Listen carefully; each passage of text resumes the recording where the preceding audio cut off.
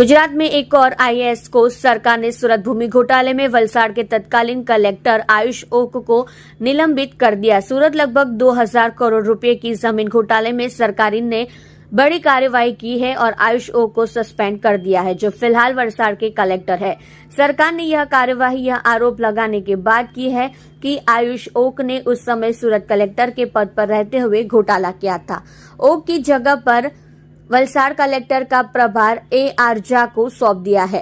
कांग्रेस ने सूरत में करोड़ों रुपए के भूमि घोटाले पर कई प्रस्तुतियां दी है और सरकार से जवाब मांगा है। यह मामला मीडिया में काफी चर्चा का विषय बना है और जब भूपेंद्र पटेल की कार्यप्रणाली पर सवाल उठने लगे तो अब गांधीनगर के तत्कालीन कलेक्टर SK लंगा के बाद सरकार ने एक और IAS अधिकारी के खिलाफ सख्त कार्यवाही की है।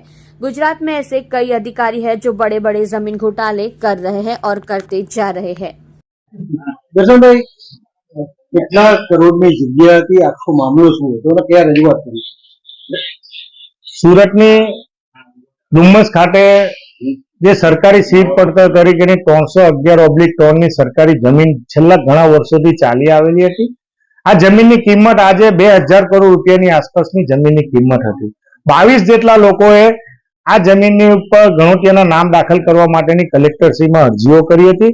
આ અનુસંધાનમાં 2015ના કલેક્ટરશ્રીએ તત્કાલીન કલેક્ટરે સુઓ મોટો દાખલ કરીને સરકારી હિત જાળવવા માટે સરકારના ફેવરમાં આ જમીન સીટ પડતર તરીકેની છે એમ કરીને વાદીનો પ્રતિવાદીના દાવાને નકારી કાઢ્યો હતો અને લગભગ છેલ્લા 10 વર્ષથી સરકારી સીટ પડતર તરીકે જ આ જમીન ચાલતી હતી।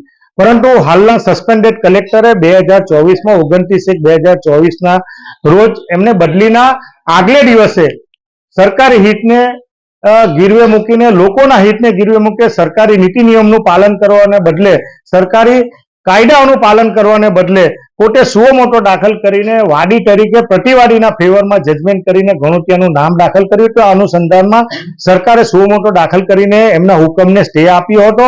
આ અનુસંધાનમાં 20/5/2024ના રોજ હમો અને તુષારભાઈ ચૌધરી દ્વારા એક ફરિયાદ કરવામાં આવી હતી માનનીય મુખ્યમંત્રી શ્રી, પ્રધાનમંત્રી, તકેદારી આયોગ અને GRD વિભાગને કે તાત્કાલિક અસરથી આ કલેક્ટર શ્રીએ જે સરકારી જમીનને જાળવણી કરવાની હોય તેને બદલે જમીનના માફિયાઓ સાથે મળીને જે પ્રકારનું રાજકીય આગેવાનની દોરવણી હેઠળ જે પ્રકારનું કૃત્ય કર્યું છે, એટલે કલેક્ટરે નીતિ નિયમનો ભંગ કર્યો છે એને તાત્કાલિક અસરથી સસ્પેન્ડ કરવામાં આવે, ખાતાકીય તપાસ કરવામાં આવે અને સીટની રચના કરીને જે જવાબદાર લોકો હોય એ જવાબદાર લોકોને જે રીતે સરકારી જમીનને નુકસાન કરવાનું કામ કર્યું છે ઉઘાડા પાડવા જોઈએ અને આ સુરત શહેરના લોકોના હિતમાં સામાજિક, શૈક્ષણિક અને જાહેર હિત માટે આ સરકાર જમીન શ્રી સરકાર તરીકેની રહે એ માટેની વિનંતી કરતો મેં પત્ર લખ્યો હતો। આજે